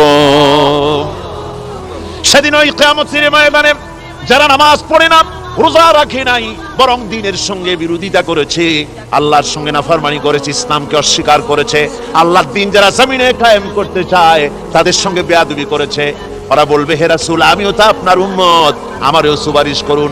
আল্লাহ নবী বলবেন, ভেগে যাও, দূর হয়ে যাও, তুমি যদি আমার উম্মত হবে তুমি যদি আমার উম্মত হবে তাহলে এসব উম্মতের মতো ইমানের নূরের চমক তোমার ভিতরে আমি দেখতে পেতাম। ওই হাসরের ময়দানে আল্লাহর নবী যদি বলেন তুমি আমার উম্মত নও, ভেগে যাও, এর থেকে অসহায়, এর থেকে এতিম অবস্থার মানুষের জন্য কিছু হতে পারে না। আল্লাহ এই দুরবস্থা থেকে আমাদেরকে যেন হেফাজত করেন। আল্লাহ রব্বুল আলামিন যেন আমাদেরকে নবীর সুপারিশ কিয়ামতের দিন আমাদের জন্য নসিব করে দেন। জোরে বলেন আমিন। আল্লাহ পাক জিজ্ঞেস করবেন, ও আমার বান্দারা, ও আমার জান্নাতি বান্দারা, আমি তোমাদেরকে যে সব ওয়াদা করেছিলাম সেই ওয়াদা মতো সব পাইছো কিনা? আমি ওয়াদা করেছিলাম আমার জন্য রাত জেগে যদি তাহাজ্জুদের নামাজ পড়ো, নামাজ রোজা হজ যাকাত যদি করো, আমার দিন কায়েমের জন্য যদি আন্দোলন করো, রক্ত যাও, আমার জন্য যদি কষ্ট করো, শহীদ হও, তাহলে আমি তোমাদেরকে জান্নাত দেব। যত ওয়াদা করছিলাম তা পেয়েছো কিনা? জান্নাতীরা বলবে ক্বালু নাআম, সব পেয়েছি, সব নিয়ামত পেয়েছি। আল্লাহ বলেন সব পাও নাই, ওয়ানাদাইনা মাজিদ, আমার কাছে আরো বেশি আছে, আমার কাছে আরো বেশি আছে, সব পাও নাই। জান্নাতীরা বসে থাকবেন, বুঝতে পারবেন না এত নিয়ামত পেয়েছি, আল্লাহর কাছে আরো আছে। আল্লাহর নবী তখন মুখ খুলবেন, নবীজি বলবেন রব্বুল আলামিন, জান্নাতীরা বলতে সাহস পেতেছে না, সব পেয়েছে ঠিকই, কিন্তু যার জন্য গভীর রাতের আরামের ঘুমকে হারাম করে তাহাজ্জুদের নামাজ পড়েছে, যার জন্য স্ত্রী পুত্র পরিজনের মায়া পরিত্যাগ করে জিহাদের ময়দানে শহীদ হয়েছে, যার জন্য জেল খাটল, জরিমানা দিল, যার জন্য নির্যাতিত হলো, সে আল্লাহ রব্বুল আলামিনকে তারা এখনো দেখে নাই। আল্লাহ রব্বুল আলামিন বলবেন, আমি আমার বান্দার সে আরজ পুরা, সে আরজি পুরা করব। আল্লাহ রব্বুল আলামিন তার সামনের থেকে সমস্ত নূরের পর্দাগুলি সরে যাবে, রব্বুল আলামিন তার বান্দার দিকে, বান্দার সামনে জালুয়া আফরোজ হবেন। আল্লাহ পাক কোরআনে কারীমের ভিতরে বলছেন, উজুহু ইয়াউমাইযিন নাযিরা ইলা রাব্বিহা নাযিরা। বান্দা, আল্লাহ পাক বান্দার দিকে তাকিয়ে থাকবেন, আর সমস্ত বান্দারা আল্লাহ রাব্বুল আলামিনের দিকে তাকিয়ে থাকবে। এই অবস্থায় কত কাল চলে যাবে কেউ টের পাবে না। রব্বুল আলামিন জান্নাতের ভিতরে তোমার জান্নাতীরা যেদিন তোমাকে দেখবে, ওই দিন আমাদেরকেও জান্নাতে একটু জায়গা করে দিও আল্লাহ। আমরা যেন ওই জান্নাতের ভিতরে বসার জায়গা যদি না পাই, আমরা গুনাহগার মানুষ, জান্নাতের কোন একটু জায়গায় ঠাই করে দিও যেন তোমারে দেখতে পাই। আয় আল্লাহ, তোমাকে দেখার তৌফিক আমাদের দিও। জোরে বলেন আমিন। হযরত মাহবুবে রব্বানী কুতুবে সুবহানী শেখ মুহিউদ্দিন আব্দুল কাদের জিলানী রাহমাতুল্লাহ আলাইহি, তিনি বলেছেন, মুনাজাত করতে গিয়ে আবেগে বলেছেন, রব্বুল আলামিন, আমি যদি, তুমি যদি দয়া করে আমাকে জান্নাত দাও, আর তোমাকে যদি আমি না পাই, তুমি যদি আমার সঙ্গে দেখা না করো, আমারে যদি কথা না বলো, তাহলে এই জান্নাত আমার কোনো লাভ নাই। আর আমাকে যদি জাহান্নাম দিয়ে দাও, আর মাঝে মধ্যে তুমি যদি জিজ্ঞাসা করো মহিউদ্দিন কেমন আছো, তাহলে এই জাহান্নাম আমার জন্য বেহেশত হয়ে যাবে। আয় আল্লাহ, আমি শুধু তোমারই চাই, শুধু তোমারে দেখতে চাই। আল্লাহ রাব্বুল আলামিনকে যেন আমরা দেখতে পারি, আল্লাহর সঙ্গে যেন দেখা করতে পারি। আয় আল্লাহ পাক, বিশাল জনসমুদ্র নিয়ে কোরআনের কথা আলোচনা করেছি, দরুদ ও সালাম পড়েছি, মেহেরবানি করে দরুদ ও সালাম টুকুন হুজুরে পুরনূর সাল্লাল্লাহু আলাইহি সাল্লামের রূহ মুবারকে পৌঁছে দাও। तमाम পৃথিবীর মাটির নিচে যত মুমিন মুমিনাত শুয়ে আছে তাদের আরওয়ার পরে সওয়াব পৌঁছে দাও। আমাদের মা বাপ যারা কবরে শুয়ে আছে তাদের রুহের পরে সওয়াব পৌঁছে দাও। রব্বিরহামহুমা কামা রব্বায়ানি সগীরা, রব্বিরহামহুমা কামা রব্বায়ানি সগীরা। اللهم إنا نسألك فعل الخيرات وترك المنكرات وحب المساكين. اللهم أعز الإسلام والمسلمين. اللهم أهلك الكفرة والمبتدعة واليهود والهنود والمشركين. اللهم شتت شملهم. اللهم مزق جمعهم. اللهم دمر ديارهم. রব্বুনা রবিন, এ মাহফিলে যত লোক উপস্থিত হয়েছে, আমরা জীবনে যত গুনাহ করেছি, মেহেরবানি করে আমাদের জিন্দেগীর গুনাহ খাতা মাফ করে দাও। মা বোনেরা যারা এসেছেন, আল্লাহ তুমি মেহেরবানি করে মা বোনদেরকে সুস্থ রাখো, তাদেরকে ব্যাধিমুক্ত করো, পর্দায় থাকার তৌফিক দাও, স্বামী সন্তান নিয়ে ইমানের সাথে ইজ্জতের সাথে আল্লাহ দুনিয়ায় আরামের সাথে বসবাস করার তৌফিক দিয়ে দাও। ربنا تقبل منا إنك أنت السميع العليم وتب علينا إنك أنت التواب الرحيم سبحان ربك رب العزة عما يصفون وسلام على المرسلين والحمد لله رب العالمين واجعل آخر كلمتنا عند الموت لا إله إلا الله محمد رسول الله। আমার মা বোনেরা, আমার ভাইয়েরা, নবীজি নারীর যে অধিকার দিয়েছেন এই পৃথিবীতে এত বড় অধিকার আর কেউ দেয় নাই, জোরে বলেন সুবহানাল্লাহ। আমার ভাইয়েরা শুনুন, কোন মানুষের যদি 3টা মেয়ে হয়, রাসূলুল্লাহ বলেছেন 3 মেয়ের পিতা যদি কেউ হয়, তাহলে ওই 3টা মেয়েকে যদি যত্ন করে, ভালোবাসে, মহব্বত করে, দ্বীন শিখায়, আদব শিখায়, আর তাদেরকে যদি সৎপাত্রস্থ করতে পারে, কিয়ামতের দিন আমি মুহাম্মদ সাল্লাল্লাহু আলাইহি ওয়াসাল্লাম আর ওই 3 কন্যার পিতা বেহেশতে এক জায়গায় থাকবো। ছেলের ব্যাপারে কিন্তু কথা বলা হয়নি, কথা বলা হয়েছে কাদের ব্যাপারে? মেয়েদের ব্যাপারে। মা বোনেরা, আমি বিশ্বাস করি আপনারা যদি জানতেন, পৃথিবীর মুসলিম মহিলারা যদি জানতেন ইসলাম তাকে কি অধিকার দিয়েছে, তাহলে সব রকমের নারী পক্ষ, নারী অধিকার আন্দোলন, এই হাবিজাবি আন্দোলনের বুকে লাঠি মেরে সব মেলোক রাস্তায় নেমে মিছিল করতে গভর্নমেন্টের বিরুদ্ধে, যে কোরআন আমাদের যে অধিকার দিয়েছে, রাসূল যে অধিকার দিয়েছে, সেই অধিকার ফিরিয়ে দাও।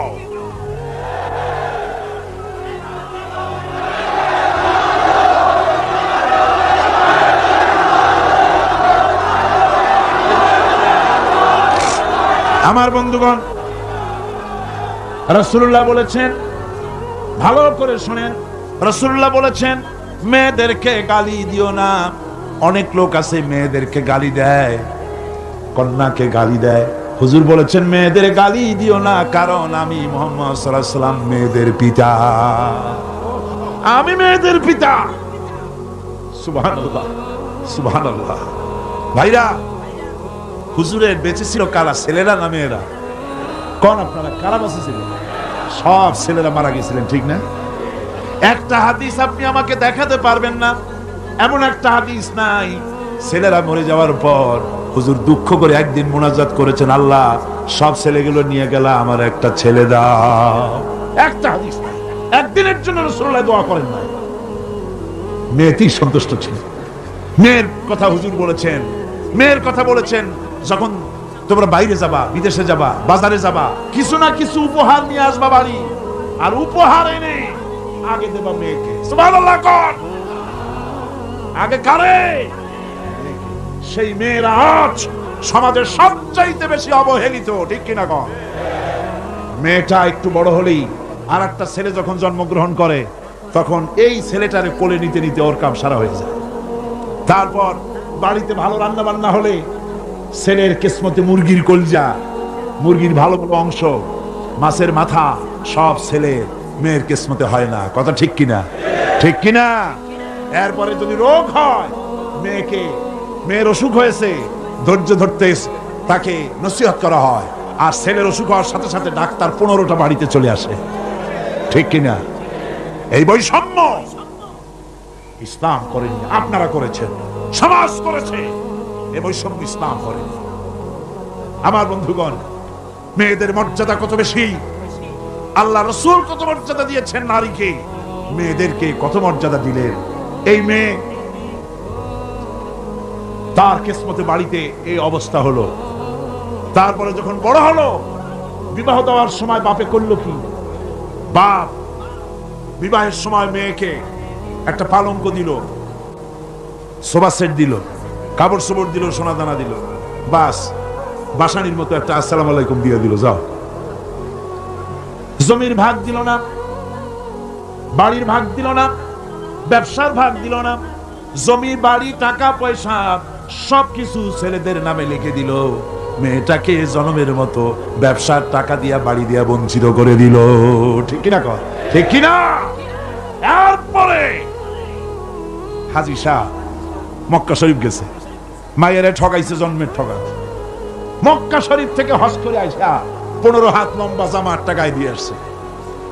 এরপরে মক্কা শরীফের জায়নামাজের উপরে সেজদা দিয়া মোনাজাত করিয়া কয়, আল্লাহ আমি যেন দোজখে না যাই, আমারে বেহেশতে দিও। ফেরেশতারা কয়, পাজি তুই মর আগে জন্মের বেহেশত করে খাওয়াই।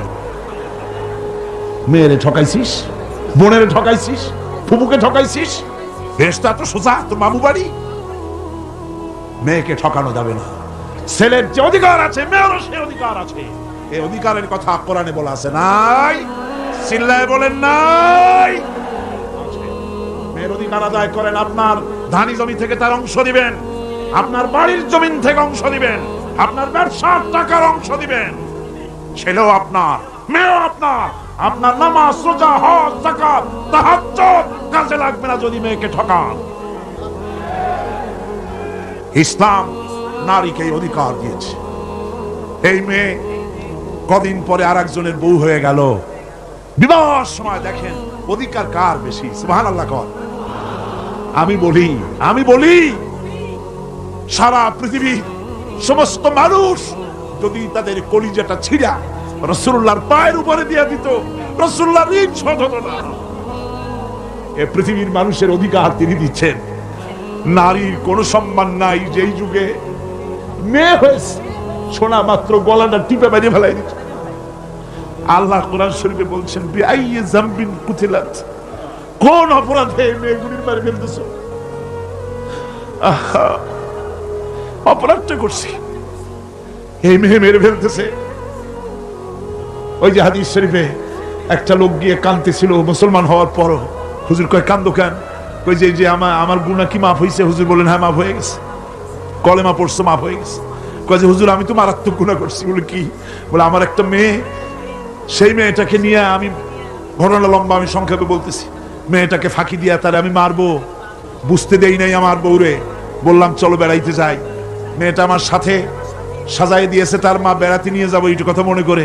মেয়েটা কদ্দূর যায়, আবার আব্বা আব্বা বলে আমার দিকে ফিরে আসে, আবার পিছনে থাকে, আবার আব্বা আব্বা বলে জড়াই ধরে। এইভাবে করতে করতে যখন নির্জন এলাকায় গেলাম, আমি পাহাড়ের পাশে গর্ত খোঁড়া আরম্ভ করলাম। গর্ত খুঁজি আর মাটি ছিটে এসে আমার দাড়িতে লাগে। বাচ্চা মেয়েটা আমার কাছে এসে দাড়ি দিয়ে ধুল ঝাড়ায় দেয়। কয়, আব্বা তোমার দাড়িতে ধুল লাগতেছে, তুমি এই কষ্ট করতেছো কেন? মেয়ে তো বোঝে না যে আমি তার জন্য কবর খুঁজতেছি। কবরটা খোঁড়া হয়ে যাওয়ার পর মেয়েটারে বান্ধা শুরু করলাম। মেয়ে এখন কাঁদতেছে, বাবা আমার বান্ধো কেন? আমি তারে বাঁধা জোরে ওর মধ্যে নিক্ষেপ করে দিলাম। মেয়েটা গর্তের মধ্যে বসে চিৎকার করে বলছে, আব্বা তুমি আমারে বাঁচতে দাও, আমি তোমারে বাপ বলে সমাজে হেয় করবো না, আমি ভিক্ষা করে খাবো, আমারে বাইরো না। লোকটি বলছি, ইয়া রাসূলুল্লাহ, আমার মনে দরদ আসলো না। আমি একটা পাথর উঁচু করে আমার মেয়ের বুক লক্ষ্য করে জোরে মেরে দিলাম। বুকটা ফেটে রক্ত ফিনকি দিয়ে উঠলো, আর মেয়ের বুক থেকে আওয়াজ বেরোলো, আব্বা। আমার কানে যেন এখনো সেই আওয়াজ বাজে। হাদিস শরীফে এসেছে, হুজুরের চোখের পানি দাড়ি ভিজে ভিজে জামার উপরে পড়তেছিল। হুজুর বললেন, না হারে, মানুষও পারে এইরকম কাম করতে।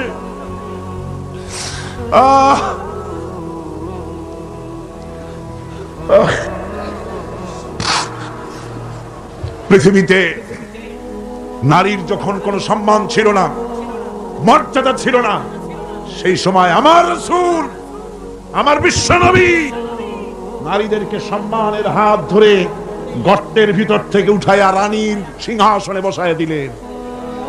সুবহানাল্লাহ, মায়ের মর্যাদা দিয়ে দিলেন। সুবহানাল্লাহ, নারীরা আমাদের মায়ের জাত। নারীরা আমার কিয়ের জাত?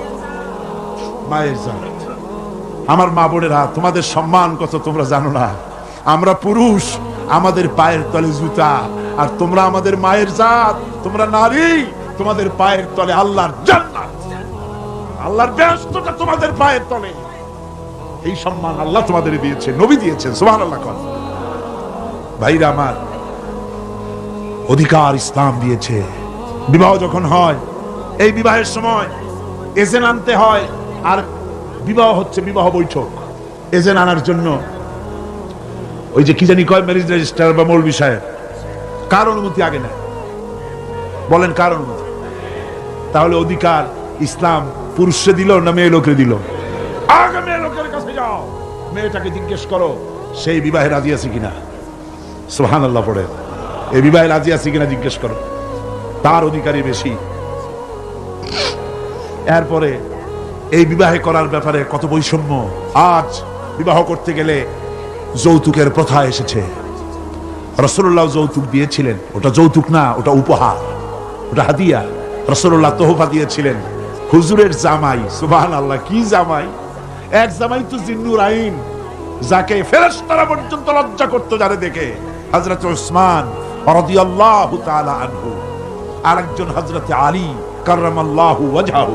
হযরত আলী, যার সম্পর্কে রাসূল পাক সাল্লাল্লাহু আলাইহি ওয়াসাল্লাম যাকে কত সম্মান দিয়েছেন, কত মর্যাদা দিয়েছেন, এই হলো হযরত আলী হুজুরের জামাই।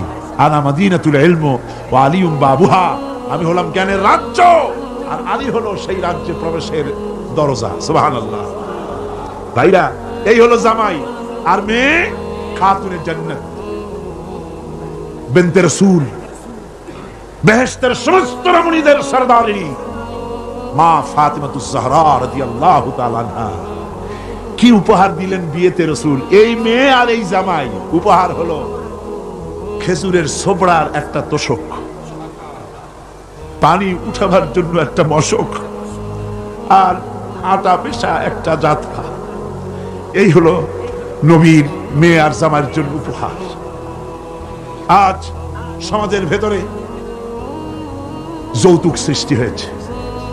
এই যৌতুক নিতেছে মুসলমানেরা, কন্যা পক্ষের কাছ থেকে দাবি করে যৌতুক আদায় করা হচ্ছে। ঠিক কিনা কর? যৌতুক দিতে হবে, যৌতুক দিতে হবে।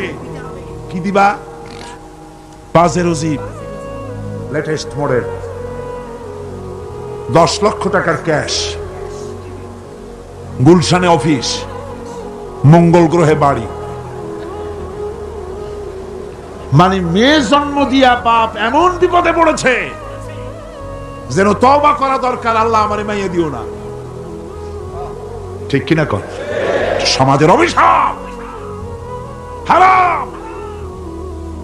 আপনি মেয়ে বিয়ে দেওয়ার সময়, ছেলে বিয়ে দেওয়ার সময় কন্যা পক্ষের কাছ থেকে ডিমান্ড করতে পারবেন না। যদি বর কন্যা পক্ষ ইচ্ছে করে কিছু দেয়, দেওয়া সুন্নত, নেওয়া সুন্নত, কিন্তু দাবি করতে পারবেন না।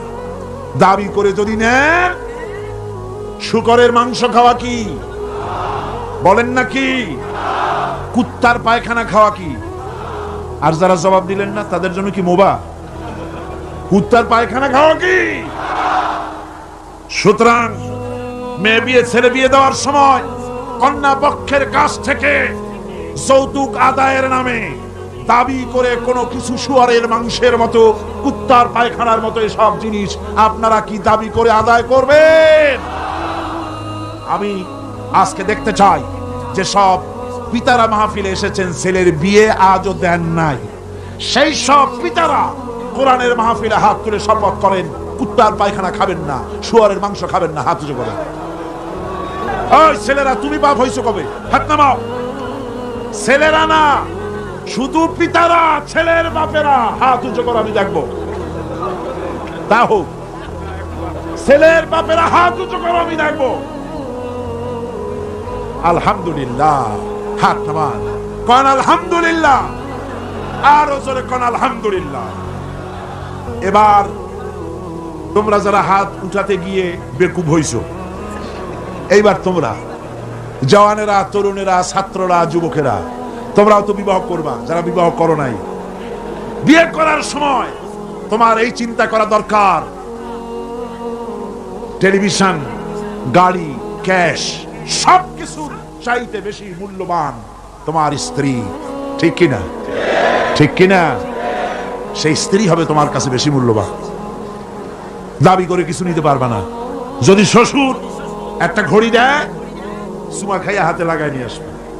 যদি এক জোড়া জুতা দেয়, 14 গোষ্ঠীর কপাল মনে করে নিয়ে আসবা। শেরওয়ানি দিল, আলহামদুলিল্লাহ বলে গায়ে দিয়ে নিয়ে আসবা। তোমার তো তৃপ্তি হওয়া উচিত। আমার শ্বশুর, আমার শাশুড়ি, তার 18 বছর, 20 বছর, 22 বছরের কলিজার নিংড়ানো স্নেহকে উজাড় করে দিয়ে তার কলিজার টুকরা মেয়েটাকেই তো দিয়ে দিয়েছে আমাকে। এর থেকে টেলিভিশন বেশি, রেডিও বেশি, গাড়ি বেশি, বাড়ি বেশি? বিবাহ করবা মহব্বত করে, নিজের টাকা দিয়া, বাপের টাকা দিয়া, সোনা দিয়া, দানা দিয়া, কসমেটিক্স দিয়ে, সুন্দর সুন্দর শাড়ি দিয়ে সাজাইয়া, রানীর মর্যাদা দিয়ে বাড়িতে এনে সম্মানের সাথে রাখবে। জীবনে খোটা দিবা না। বলি বড় দুঃখে, এই জন্য বলি আমার দেশে একটা যৌতুকের ঘড়ির জন্য, একটা যৌতুকের রেডিওর জন্য, 100 টাকার জন্য আমার দেশে স্বামীরা স্ত্রীকে গলা টিপে হত্যা করেছে। এরা মানুষ না জানোয়ার। সুতরাং যুবকেরা, বীর চট্টলার, বীর মুজাহিদ তরুণ যুবক, তোমরা যারা বিয়ে করনি, ওয়াদা করো যৌতুক ছাড়াই বিবাহ করবে। কারা হাত উঁচু করে দেখো।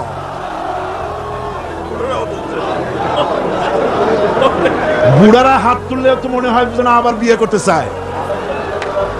বুড়ারা না, জওয়ানেরা। জওয়ান বসো বসো বসো বসো।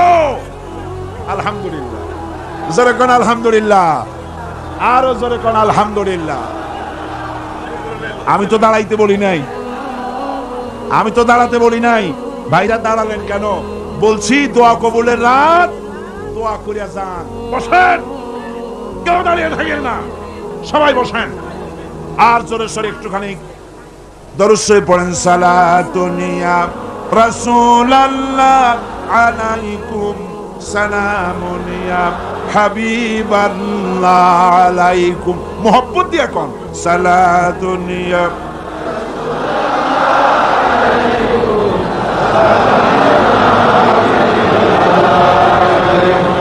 সালাতুনিয়া রাসূলুল্লাহ, সালামুনিয়া হাবিবাল্লাহ আলাইকুম। ভাইরা আমার, আমি খুব খুশি হয়েছি, আল্লাহ খুশি হয়েছে। কোন আলহামদুলিল্লাহ। আজকের মাহফিল সার্থক। আপনারা বিশ্বাস করেন আগামী জাতীয় নির্বাচনে যে পার্লামেন্ট তৈরি হবে, সেই পার্লামেন্ট যদি কোরআনের পার্লামেন্ট হয়, তাহলে যৌতুক বিরোধী বিল পাশ করে যৌতুক প্রথার উপরে ঝাঁটা বেড়ে বঙ্গোপসাগরে আমরা নিক্ষেপ করবো ইনশাআল্লাহ।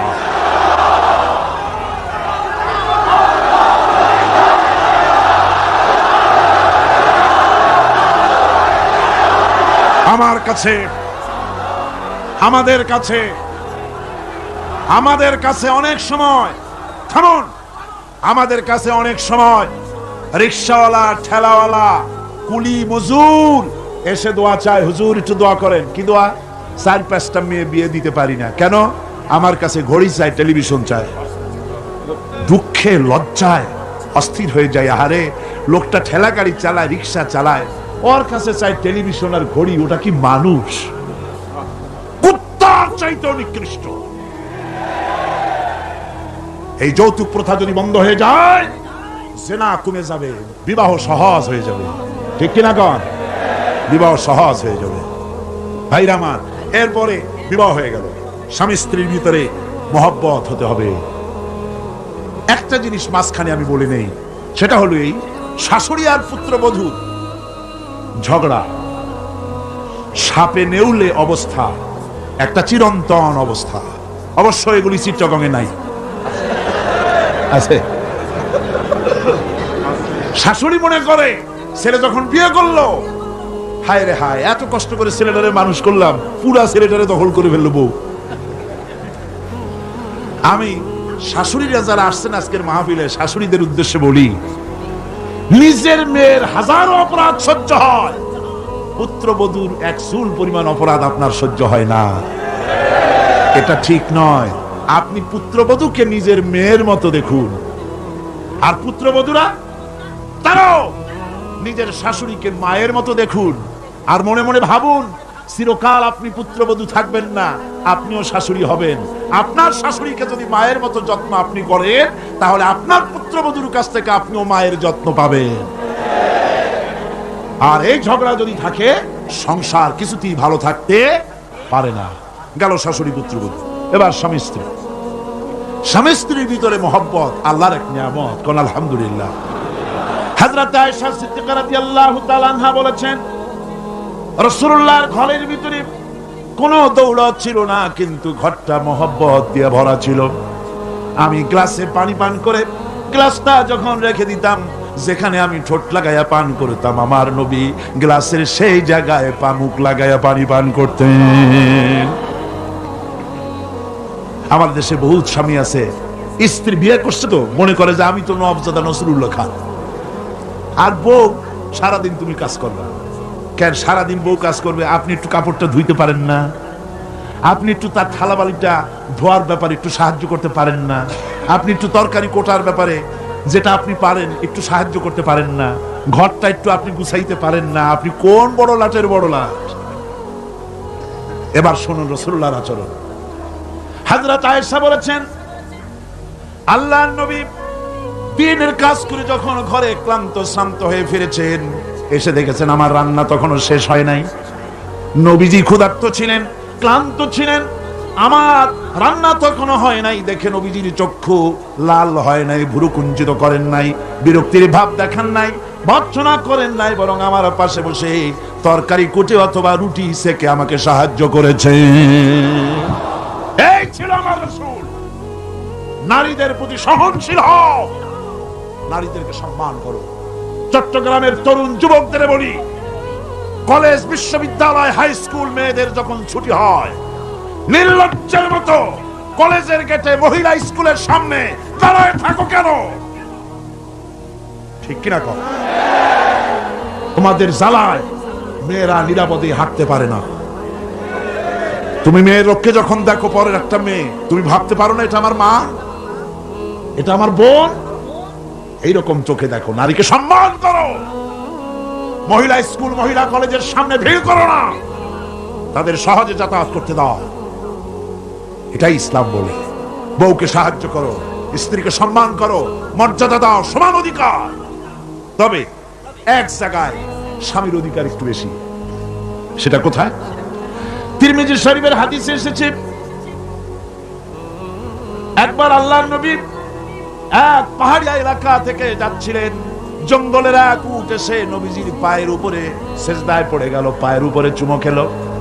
সাহাবায়ে কেরাম বললেন, ইয়া রাসূলুল্লাহি, পাহাড়ের উট হুজুরের পায়ে সেজদা দিয়া ধন্য হয়ে গেল। হুজুর যদি অনুমতি দিতেন, আমরাও হুজুরের কদমে সেজদা দিয়া ধন্য হয়ে যেতাম। নবীজি বলেন, মানুষ মানুষকে সেজদা করা হারাম। আমি যদি মানুষকে সেজদা করার জন্য যদি পারমিশন দিতাম, তাহলে দুনিয়ার সমস্ত স্ত্রীদেরকে বলতাম তারা যেন তার স্বামীর সেজদা দেয়। স্বামীর মর্যাদা এখানে বেশি। রাসূলুল্লাহ আরো বলেছেন, কোন স্ত্রীর মউত হয় যদি এমন অবস্থায় যে তার স্বামী তার প্রতি খুশি ছিলেন, আল্লাহ রাসূল বলেছেন মেয়ে লোকটি সোজা আল্লাহর জান্নাতে চলে যাবে। স্বামীর মর্যাদা এখানে বেশি।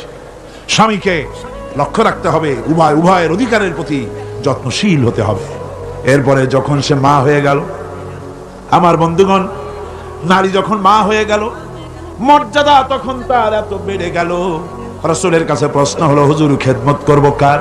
হুজুর বলেন, তোমার মায়ের, তারপরে কার? তোমার মায়ের, তারপরে কার? তোমার মায়ের, তারপরে কার? তোমার পিতার।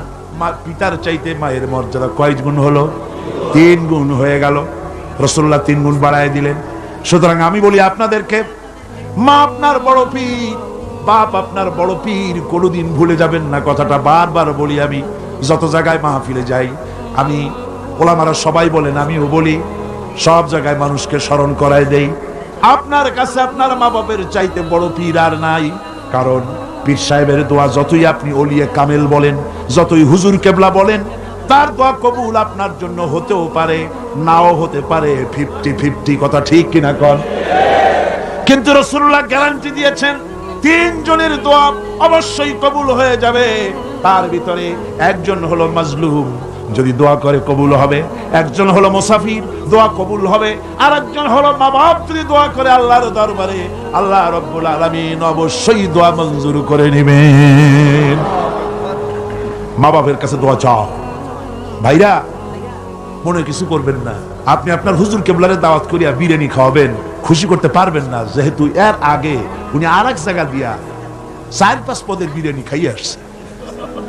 আপনি হুজুরের 5,000 টাকা দিয়ে খুশি করতে পারবেন না, যেহেতু হুজুর আর এক বড় লোকের কাছ থেকে 50,000 টাকা হাদিয়া পাইছে। আপনি একটা শাল দিয়ে হুজুরকে খুশি করতে পারবেন না, যেহেতু অনেক দামি শাল হুজুরকে আরেকজনে হাদিয়া দিয়েছে, ঠিক কিনা? কিন্তু আপনি যদি আপনার মাকে, এই বেদানার দিনে বাজারে বাজারে পথে ঘাটে বেদানা পাওয়া যায়, আঙ্গুর পাওয়া যায়, ভালো ভালো ফল পাওয়া যায়, এগুলো কিনে নিয়ে মায়ের কাছে বসে বেদানা খুঁড়ে, মা কথা বলতে পারে না, বুড়ি হয়ে গেছে, মায়ের কাছে বসে মায়ের মুখে যদি তুলে দেন, আল্লাহর আরশ খুশি হয়ে যাবে, দোয়া মঞ্জুর হয়ে যাবে। হযরত বাইজিদ বুস্তামি ওই ঘটনা কে না জানে, রাতের আধারে পানির জন্য চাইলেন, ছেলে পানি পাইল না, ছোট্ট মানুষ, পানি আনতে কোথায় চলে গেল, এসে দেখে মা ঘুমানো, পানি নিয়ে দাঁড়ানো, রাত চলে গেছে, ফজরের পর দেখে ছেলে কাঁপে, হাতে পানি। বাবা তুমি কাঁপো কেন? গ্লাস নিয়ে বলল, মা গভীর রাত্রে পানি চেয়েছিলেন, দিতে পারি নাই, বহুদূর থেকে পানি এনে দেখি ঘুমায় গেছো, তা তুমি ঘুমাও নাই কেন? ঘুমাইলাম না মা, আবার যদি পানি চান সময় মতো যদি দিতে না পারি আপনার কষ্ট হবে, সেই জন্য পানি নিয়ে আমি দাঁড়ায় আছি। বাইজিদের মা বাইজিদের হাতের থেকে পানি নিয়ে পান করে, কম্বলটা গায়ে দিয়া বাচ্চারে শোয়াই দিয়া উযু করে ফজরের নামাজ পড়ে সেজদায় গিয়া মায়ের চোখের থেকে পানি পড়ছে। মা বলে, রব্বুল আলামিন, আমি বাইজিদের মা, আমি যতই গুনাহগার হই না কেন, মায়ের দোয়া বাচ্চার জন্য কবুল হয় বলে তোমার হাবিব বলেছেন। আমার ছোট্ট বাইজিদ আমার জন্য যা করেছে, আমার কলিজা ঠান্ডা হয়ে গেছে। রব্বুল আলামিন, তুমি আমার বাইজিদকে সুলতানুল আরিফিন বানাইয়া দাও। দোয়া মঞ্জুর, সুবহানাল্লাহ। ভাইরা খবরদার ভুল করবেন না, আপনার সবচাইতে বড় পীর আপনার মা বাপ। সবচাইতে বড় পীর কে? আমি আবার আমার বোনেদের ব্যাপারে শেষ কথা বলবো। ইসলাম আপনাকে অধিকার দিয়েছে লেখাপড়া করার, প্রশাসনিক দায়িত্বশীল হওয়ার অধিকার আছে, আর্মিতে যাওয়ার অধিকার আছে, সব অধিকার আছে পুরুষের। যত অধিকার ইসলামী রাষ্ট্রে আপনার তত অধিকার, কোনোটা খাটো নাই, তবে ক্ষেত্র ভিন্ন, পর্দার সাথে থাকতে হবে। রাসূলুল্লাহ, আল্লাহ পাক বলেছেন, এমন একটা চাদর পরো যেই চাদরটা পরলে মাথাটা, গলাটা, বুকটা ঢেকে যায়, এমন চাদর পরো।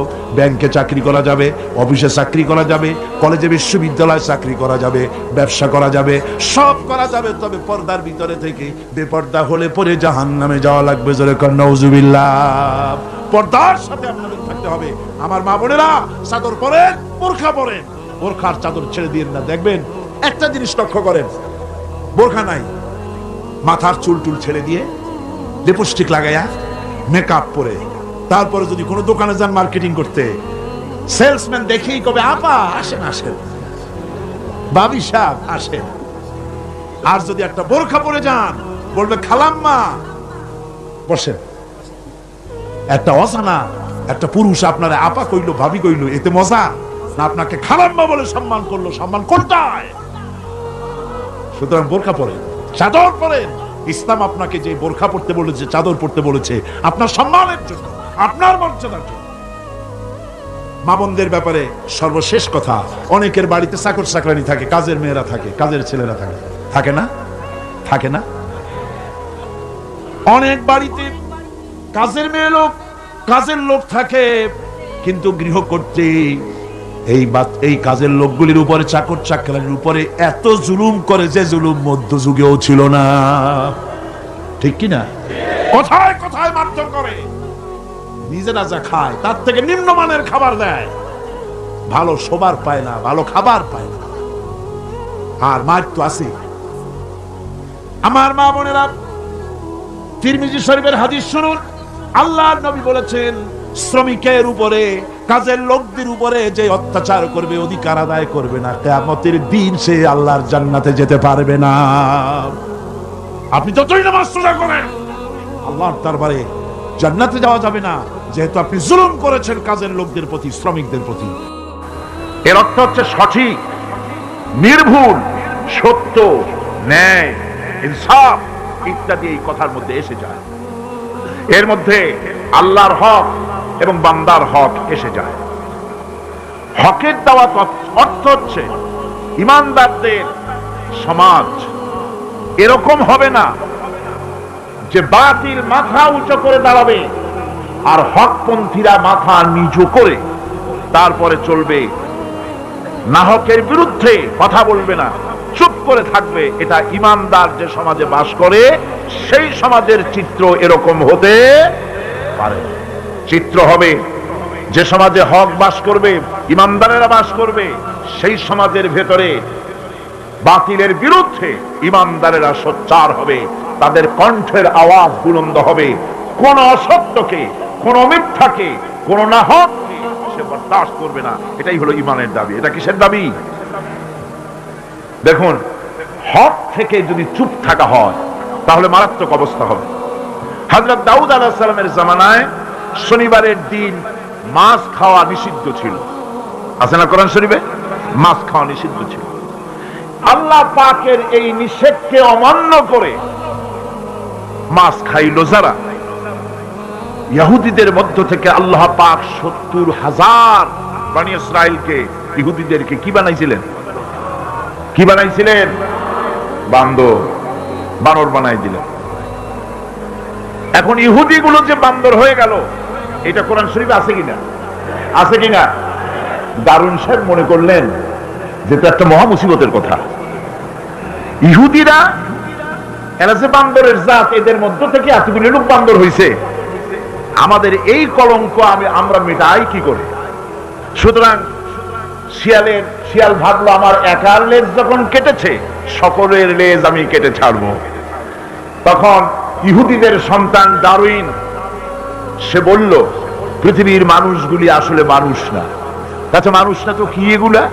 এগুলা ছিল সিম্পাজি, ওরাং ওটাং, বান্দর ছিল। দেখো না, বান্দরের সাথে মানুষের কিছু মিল টিল আছে। মানুষগুলিকে তারা বাঁদর বলল, ডারউইন সাহেব। এখন আমি বুঝি না যে কোন জিনিসের সাথে কোন জিনিসের সিমিলারিটি থাকলে এটা ওটার পূর্বপুরুষটা কি করে বলা যায়? পাবদা মাছ দেখতে তো বোয়াল মাছের মতো, নাকি বলেন? পাবদা চেনেন না বোঝায় শ্রীরঙের মানুষেরা? পাবদা দেখতে বোয়ালের মতো। কিন্তু কেউ কি কোনোদিন বলেছে যে এই পাবদারাই পুটি টুটি খাইয়া একদিন বোয়ালে পরিণত হয়ে গেছে? এটা কখনই বলা হয় না। সুতরাং বানরের সাথে মানুষের মিল ডারউইন সাহেব কোথায় খুঁজে পেলেন আমি জানি না। তিনি বললেন কি, এই মানুষগুলি আসলে ছিল বাঁদর, তাদের পাছায় ছিল লেজ। তারা তো গিয়ে কিসের উপরে থাকতো? ডালে ডালে ঘুরতো, তারপরে পাছায় লেজের উপরে ঘা লাগলো, এরপরে একদিন লেজ তার খসে পড়ে গেল। সেদিন থেকে এই লেজবিহীন মানুষে পরিণত হলো। আসলে মানুষ ছিল সব বান্দর। নাউজুবিল্লাহি মিন যালিক। কয় বোতল খাইয়া এরকমের মত উনি প্রকাশ করেছিলেন, আল্লাহই ভালো জানে। কোরআন শরীফে এই ঘটনাটা আল্লাহ পাক উল্লেখ করেছেন। আল্লাহ রাব্বুল আলামিন বলেন, وَلَقَدْ عَلِمْتُمُ الَّذِينَ اعْتَدَوْا مِنْكُمْ فِي السَّبْتِ فَقُلْنَا لَهُمْ كُونُوا قِرَدَةً خَاسِئِينَ। ইহুদিদেরকে লক্ষ্য করে আল্লাহ পাক বলছেন, নিজেদের জাতির সেই সব লোকদের ঘটনা নিশ্চয়ই তোমাদের মনে আছে যারা নাকি শনিবার দিনের বিধানকে অমান্য করেছিল, মাছ খেয়েছিল। এই মৎস্য নিষিদ্ধ, মৎস্য ভক্ষণ করার কারণে কতগুলো বান্দর হইল? ৭০,০০০। এই ৭০,০০০ লোকই কিন্তু মাছ খায় নাই। ৩টা ভাগ হয়ে গিয়েছিল। কয়টা ভাগ হয়েছে? 3টি ভাগ হয়েছে বনি ইসরাইলের মধ্যে। এক ভাগে মৎস্য খেলো, খুব বুদ্ধি করে খেলো তারা। মানুষ তো বুদ্ধি দারুণ। তারা চিন্তা করলো শনিবারে মাছ যখন খাওয়া নিষেধ, তো শনিবারের দিন মাছ যখন আসবে কেনারায় একটা বেড়া দিয়ে রাখবে, এমন করে শনিবারে এসে ঢুকবে, বাইরে যেতে পারবে না। রবিবার দিন ওইটারে ধরিয়ে ধরিয়ে মজা করে খাবো। নিষিদ্ধ মৎস্য ভক্ষণ করলো, এই হলো এক শ্রেণী। 2 নম্বরে মাছ খায়ও নাই, নিষেধ করে নাই কাউকে। 3 নম্বরে মাছ খায় নাই, বরং আল্লাহর এই নিষিদ্ধ ব্যাপারটি জানাই দিয়েছে, খবরদার আল্লাহ নিষেধ করেছেন মৎস্য খেও না। তাহলে কয়টা ভাগ হলো? 3টি ভাগ।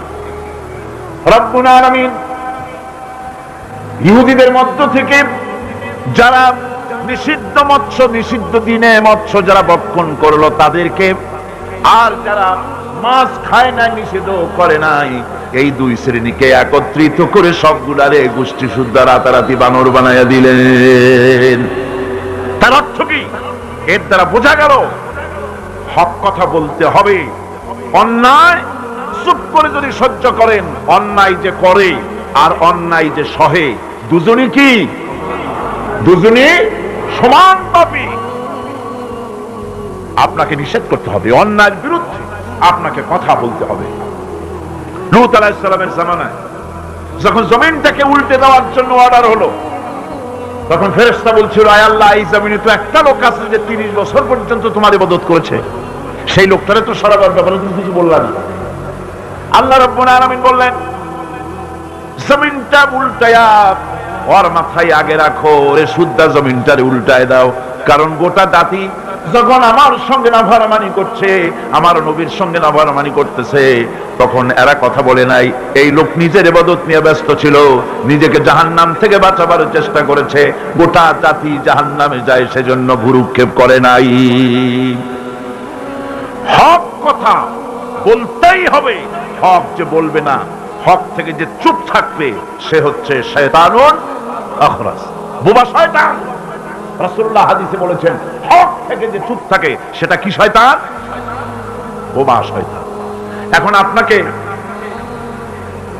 বিপদ মুসিবত থেকে বাঁচার জন্য হকের দাওয়াত দিতে হবে, তা না হলে আল্লাহ পাক ক্ষমা করবেন না। না হক যখন সমাজে চলতে থাকে, হকের আওয়াজকে, একজনকে হলেও হকের আওয়াজ বুলন্দ করতে হবে।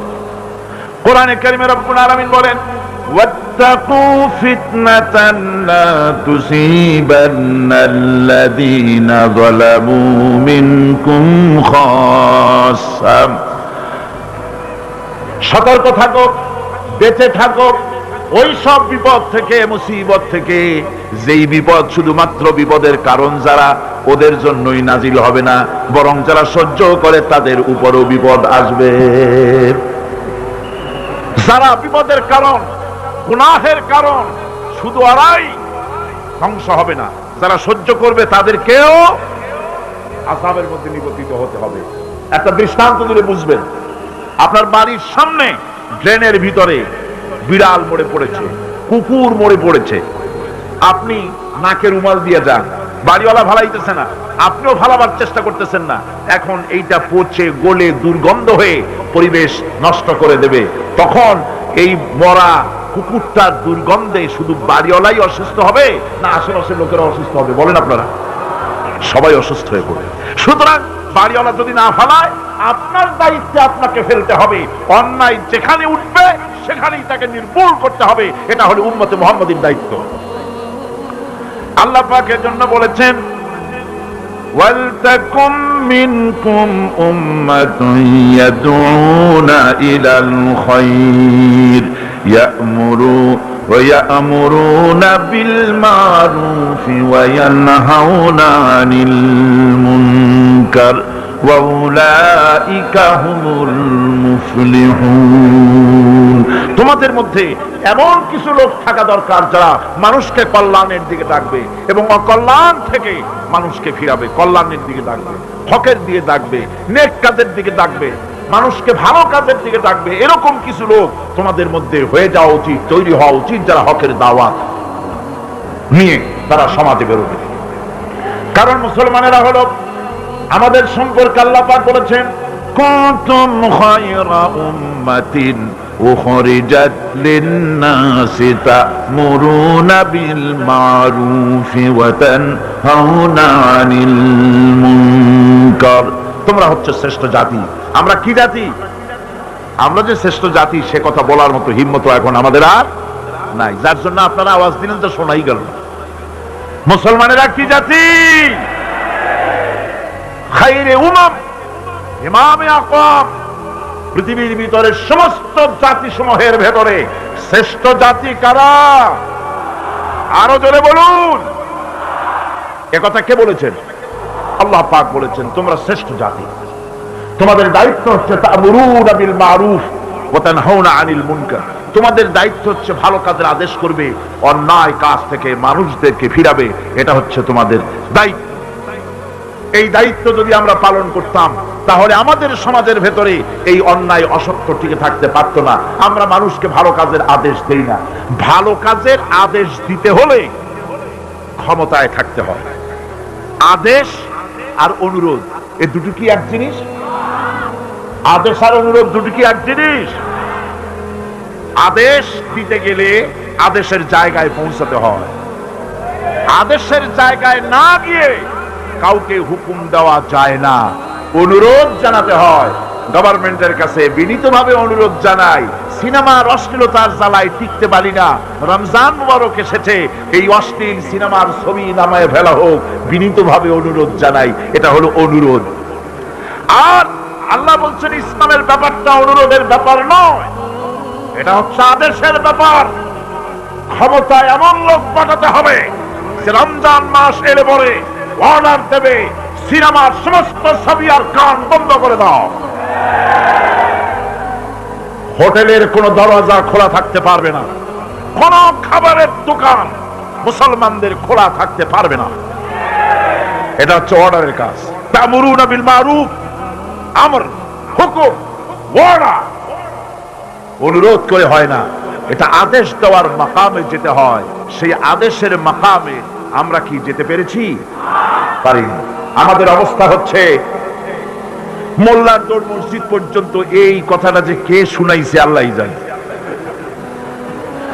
মোল্লা কো जो मिला है मस्जिद में सजदे की इजाजत, मोल्ला को जो मिला है मस्जिद में सजदे की इजाजत, नालायक समझते हैं यही इस्लाम की आजाद। মৌলভী সাহেব মসজিদের ইমামতি পাইছেন আর মনে করেছেন যে আমি ইসলামের স্বাধীনতা পেয়ে গিয়েছি। ডিসি সাহেব যদি দাওয়াত দেয়, মন্ত্রী সাহেব যদি দাওয়াত দেয়, আনন্দ অস্থির হয়ে যায়। আরে বাপরে, ডিসি দাওয়াত দিছে, কি সোজা কথা, মরি কি বাসি, উঠি কি পড়ি। ওই জায়গা পার্লামেন্ট, সেক্রেটারিয়েট, বঙ্গভবন যেদিন কোরআনের দখলে আসবে, সেই দিন অর্ডার দিয়ে অন্যায়কে বন্ধ করা সম্ভব হবে।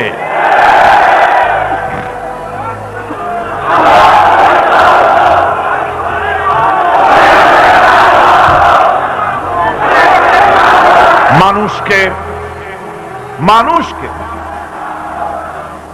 হকের দাওয়াত দিতে হবে। আল্লাহ রাব্বুল আলামিন বলেন, وَمَنْ أَحْسَنُ قَوْلًا مِّمَّنْ دَعَا إِلَى اللَّهِ وَعَمِلَ صَالِحًا وَقَالَ إِنَّنِي مِنَ الْمُسْلِمِينَ।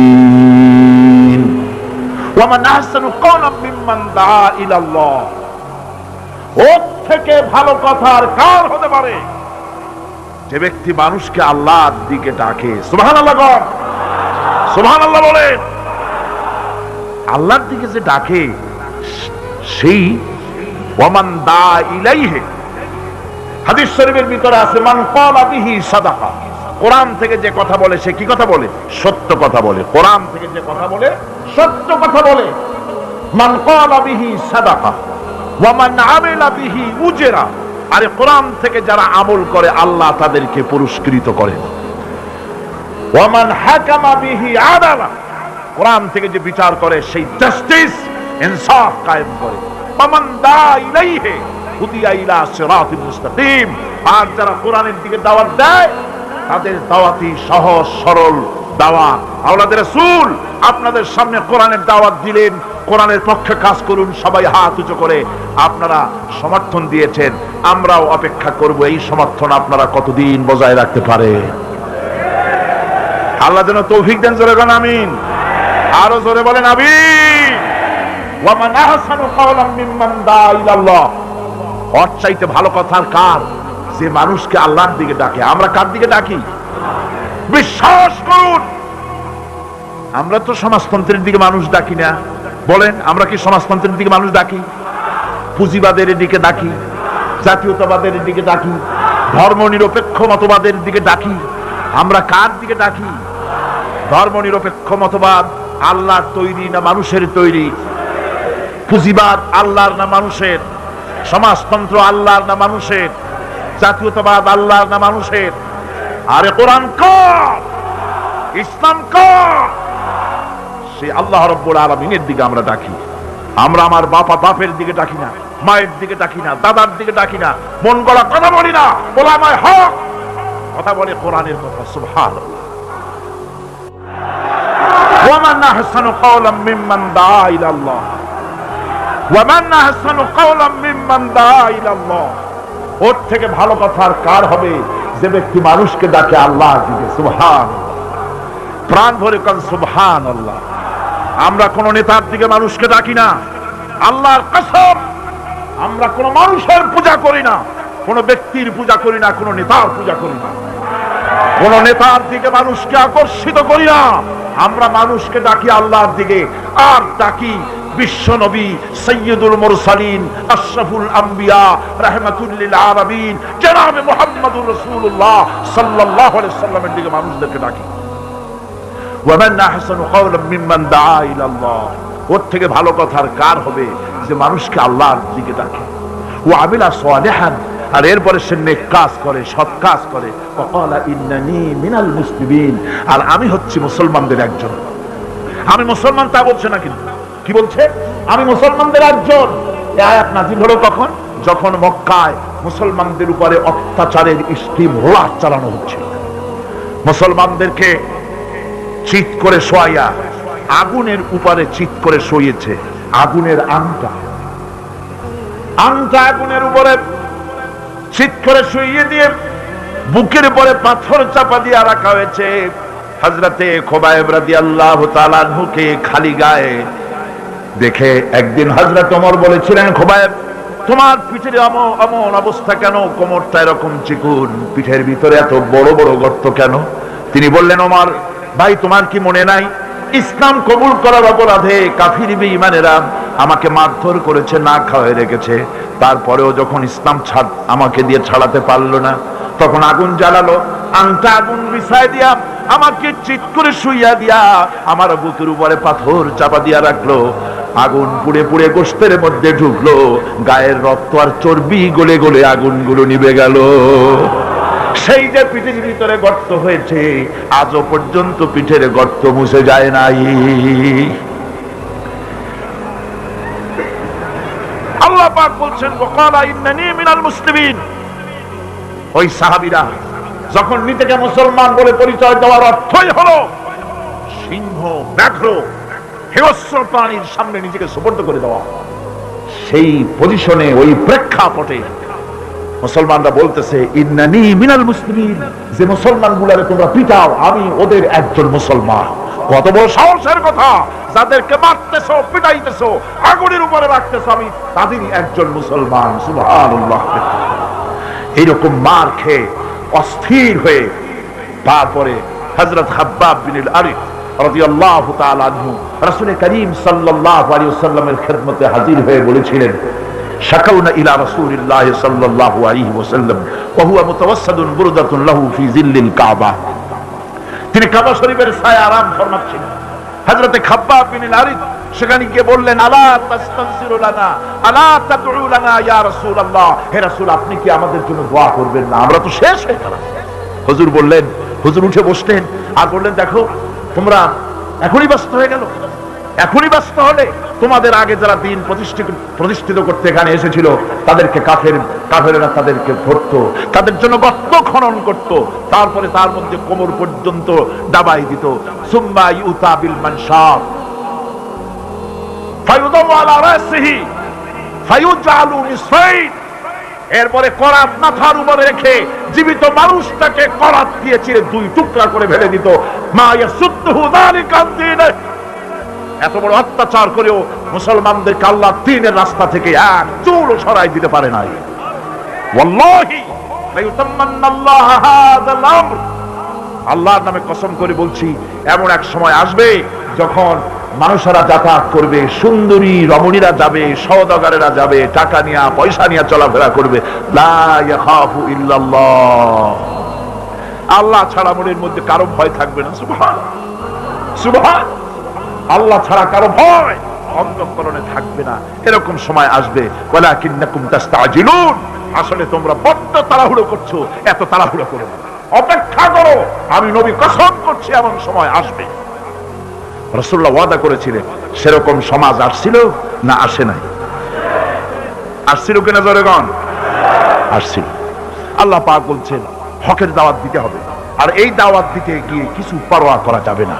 এই দাওয়াত দিতে গেলে বিপদ আসবে, মুসিবত আসবে, কষ্ট হবে, রক্ত দিতে হবে, জীবন দিতে হবে, তার উপরে ইসলামের রাষ্ট্রের প্রাসাদ নির্মাণ হবে।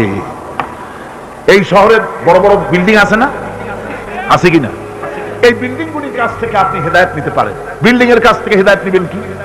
বিল্ডিং এর কাছ থেকে হেদায়েত নেবেন বিল্ডিং তৈরি করতে গিয়ে কিছু ইট ভেঙ্গে চুড়ে টুকরা টুকরা হয়ে মাটির তলে যেতে হয়েছে নাকি হয় নাই? মাটির তলে যে ইট গুলি গেল, সেই ইটেরা যদি বলতো আমরা মাটির তলে যাব না, আমরা উপরে থাকবো, যাতে করে বাজারের রং আমার গায়ে লাগে, এটা যদি বলতো, তাহলে বিল্ডিং কি তৈরি হইতে পারতো? বিশাল একটা বিল্ডিং, 100 তলা বিল্ডিং তৈরি করতে গিয়ে শত সহস্র ইট খেয়ে টুকরা টুকরা হয়ে মাটির তলায় মাদফুন হতে হয়েছে।